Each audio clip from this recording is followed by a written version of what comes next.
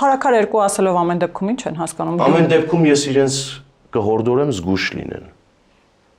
Զգուշ լինեն իրենց արտահայտություններում եւ շատ հաշվարկված։ Փարաքար երկուսի տակ ամեն ինչ կարելի է հասկանալ։ Ինչ ա եղել։ Փարաքար, ներողություն, փարաքար երկուս այդ օրինակին էլ անդրադառնամ։ Փարաքար երկուս օրինակը, որ բերում եք, ինչ նկատի ունեք։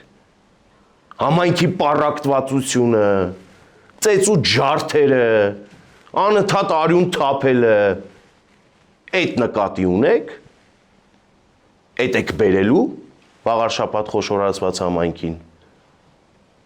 Փոխանակ կանգնեք ձեր դիրքերից,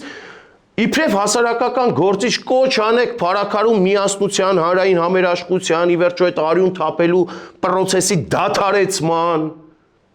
կշտամբեք, հորդորեք, խնդրեք, անձնական կապեր գործադրեք, դեռ մի բան էլ փարաքար երկուսով սպառնում կամ տողատակում ինչ որ բան եք ուզում հասկացնել, կրկնում եմ, թող զգուշ լինեն իրենց արտահայտություններում։